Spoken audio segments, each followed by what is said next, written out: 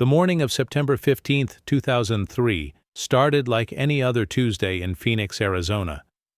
The desert sun was already blazing at 8 a.m. as Maria Rodriguez hurried through the parking lot of Little Angels Daycare, carrying her 2-year-old daughter Emma in her arms. The small scar above Emma's right eyebrow caught the morning light, a reminder of the fall she'd taken 8 months earlier when she bumped into the coffee table at home. "Mommy has to work today, mi amor," Maria whispered in Spanish, kissing Emma's forehead before handing her to Mrs. Patterson, the daycare director. Maria worked double shifts at the hotel downtown, cleaning rooms to make ends meet as a single mother. Every dollar mattered, and Little Angels was one of the few places she could afford in South Phoenix. "Don't worry, Maria. We're taking the kids to Steele Indian School Park today. Emma loves the swings there." Mrs. Patterson smiled, bouncing Emma on her hip. The little girl giggled, her dark eyes sparkling with excitement. At 10:30 a.m., 15 children from Little Angels Daycare arrived at the park, accompanied by 3 staff members. The playground was bustling with families enjoying the pleasant September weather. Emma immediately ran toward the swings, her small hands reaching up as she called out, "Up, up," in her mix of English and Spanish.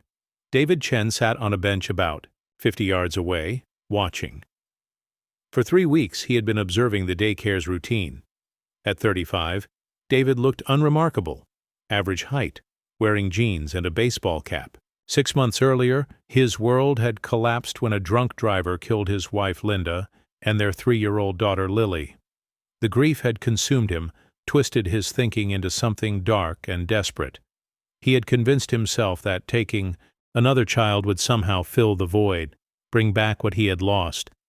His uncle in Vancouver had agreed to help, believing David's story about adopting a child through unofficial channels. Everything was planned: fake documents, a new identity. For the child, a life across the border. At 11:15 a.m., while the daycare workers were helping other children on the jungle gym, David approached Emma at the swings. "Hey there, little one," he said softly in English. "Want to help me find my puppy?"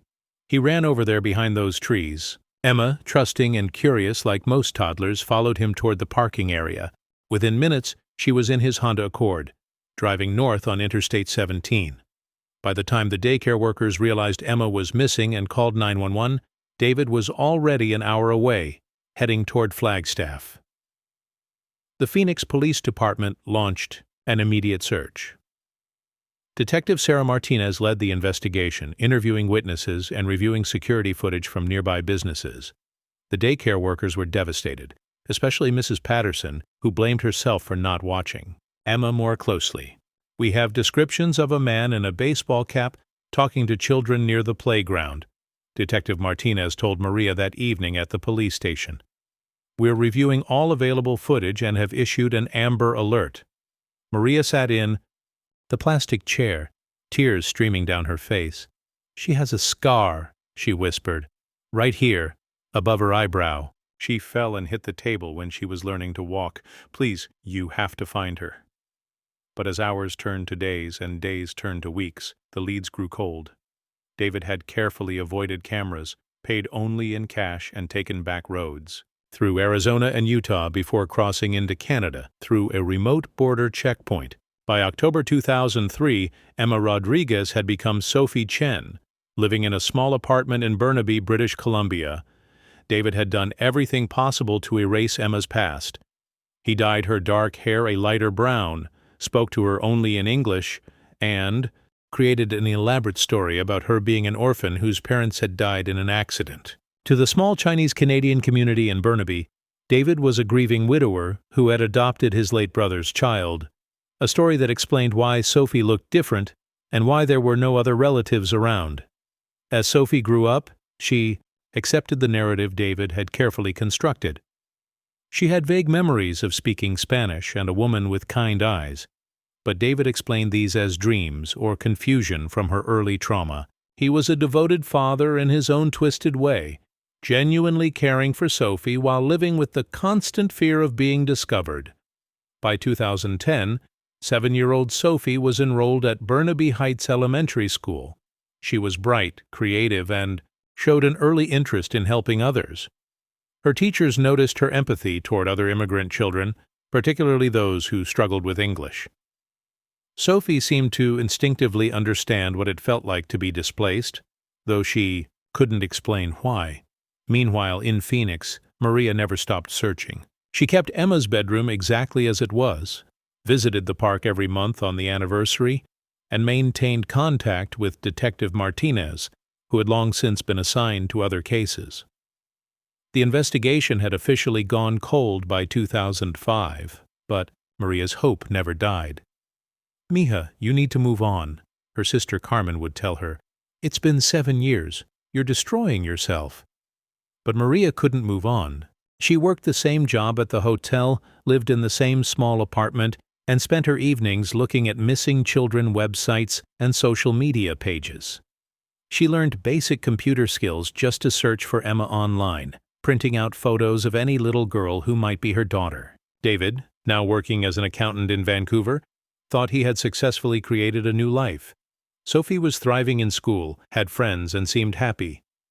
But the guilt and paranoia were eating away at him. He drank heavily in the evenings and suffered from nightmares about police knocking on his door.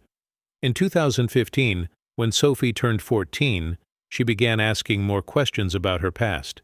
"Dad, do you have any pictures of my birth parents? I'm doing a family tree project at school." David's answers became more elaborate, more detailed, and increasingly hard to maintain. He showed her fake documents he had created, told her stories about fictional relatives, and desperately tried to make his lies seem real. Sophie accepted his explanations, but something deep inside her felt incomplete.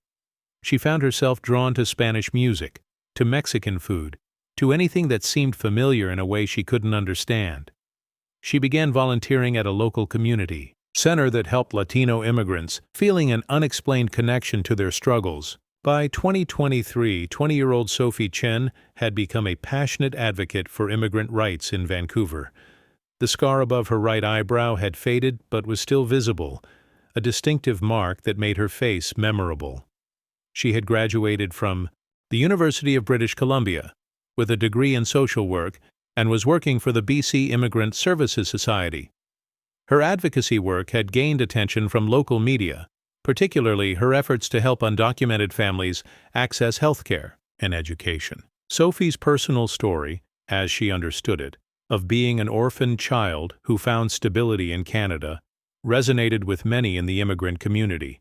David, now 55 and struggling with alcoholism and declining health, watched his daughter's growing public profile with increasing anxiety. Every interview, every photo in the newspaper, every social media post made him fear that someone would recognize Sophie and connect her to the missing child from Phoenix.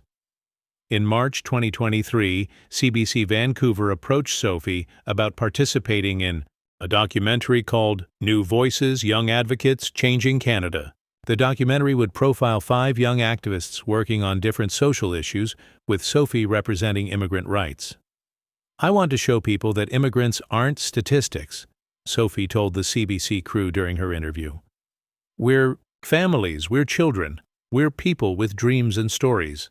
My own family came here seeking a better life, and I've dedicated mine to helping others do the same." The camera focused on her face as she spoke passionately about policy changes needed to protect vulnerable immigrant families.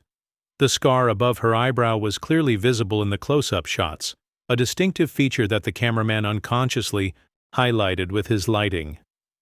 The documentary aired on CBC in April 2023 and was later picked up by Univision for their late-night programming, dubbed into Spanish for their American audience. The episode featuring Sophie aired at 11 p.m. on a Thursday night in Phoenix, Arizona.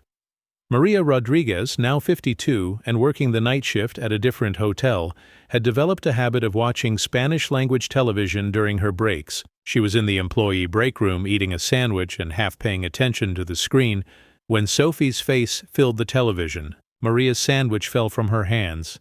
The scar above the right eyebrow, the shape of the eyes, the way the young woman tilted her head when she spoke. It was like looking at a grown-up version of Emma. But this woman was speaking English with a Canadian accent, talking about growing up in Vancouver, calling herself Sophie Chen. No puede ser, Maria whispered, her heart pounding. She grabbed the remote and rewound the program, watching Sophie's interview segment 3 more times. Each viewing convinced her more. This was her daughter. Maria called in sick for the rest of her shift and drove home, her hands shaking as she gripped the steering wheel. She pulled out the box of Emma's photos she kept under her bed, comparing them to screenshots she had managed to take with her phone of the television. The scar was identical, in the exact same position. Maria contacted the Phoenix Police Department the next morning, but Detective Martinez had retired years earlier. The new detective assigned to cold cases, Detective James Rodriguez, no relation, was skeptical but agreed to look into her claim. "Ma'am, I understand your hope, but this young woman is Canadian, has Canadian identification, and has been living there for 20 years. The chances that this is your daughter are extremely slim," Detective Rodriguez explained. But Maria was persistent. She had learned English over the years and managed to contact the CBC directly, explaining her situation. The network was initially reluctant to provide information, but when Maria sent photos of Emma and explained about the matching scar, they agreed to forward her message to Sophie. Sophie received the email from CBC on a Friday afternoon in May 2023. At first she thought it was a mistake or a cruel hoax. But the photos Maria had sent, of a 2-year-old with the same distinctive scar, the same eyes, the same facial structure, made her hands tremble. She showed the email to David that evening. His reaction told her everything she needed to know. His face went white, he couldn't speak, and he ran to the bathroom to vomit. When he emerged 20 minutes later, his confession poured out like water from a broken dam. "Sophie, I took you from that park. Your real name is Emma Rodriguez. Your mother, your real mother, she's been looking for you for 20 years. The next few hours were a blur of tears, accusations, and revelations. David explained about Linda and Lily's deaths, about his mental breakdown, about watching Emma at the park, and making the split-second decision that destroyed multiple lives. He told her about the fake documents, the story he had created, the constant fear he had lived with. Sophie's world shattered. Everything she thought she knew about herself was a lie. The dreams she'd had of a woman singing Spanish lullabies weren't dreams, they were memories. The inexplicable connection she felt to Latino culture wasn't coincidence. It was her heritage calling to her. Through the Canadian authorities and the FBI, contact was established between Sophie and Maria. Their first phone call, arranged through official channels with counselors present, lasted 3 hours. They spoke in a mixture of Spanish and English, Maria crying as she heard her daughter's voice for the first time in 20 years. "Mommy?" Sophie whispered in Spanish, the word coming naturally despite decades of not using it. "Sí, mi amor. Soy tu mami," Maria replied, her voice breaking. "I never stopped looking for you, not one day." David was arrested and extradited to Arizona, where he pleaded guilty to kidnapping charges. His mental state at the time of the crime was considered during sentencing, but he still received 15 years in prison. He expressed genuine remorse and relief that the secret was finally out. Sophie faced the most difficult decision of her life: how to rebuild her identity while honoring both the woman who gave birth to her and the man who, despite his crime, had raised her with genuine care. She took a leave of absence from her job and flew to Phoenix in July 2023 to meet Maria in person. Their reunion at Phoenix Sky Harbor Airport was emotional and awkward. Maria saw her baby's face in this confident young woman, while Sophie struggled to reconcile her memories with reality. They spent 2 weeks together, visiting the daycare, now closed, the park where she was taken, and Maria's apartment where Emma's room had been preserved exactly as it was 20 years earlier. Sophie decided to legally reclaim her birth name, becoming Emma Sofia Rodriguez Chen, keeping part of the identity she had built while reconnecting with her roots. She moved to Phoenix permanently in October 2023, taking a job with a local immigrant advocacy organization. Maria and Emma work together now, using their story to help other families of missing children. They appear at conferences and support groups, showing that hope should never be abandoned and that healing is possible even after decades of separation. Emma still struggles with complex feelings about David, visiting him in prison occasionally. She understands that his actions were wrong, but acknowledges that he did genuinely care for her. It's a complexity that many people don't understand, but trauma and healing rarely follow simple patterns. The scar above Emma's right eyebrow, the mark that made her recognizable after 20 years, has become a symbol of survival and reunion. In interviews, she often touches it unconsciously, a reminder of the toddler who fell and hit a coffee table in a small apartment in Phoenix, the little girl who was lost, and the woman who found her way home. Today, Emma continues her advocacy work, specializing in cases of missing children and supporting families who refuse to give up hope.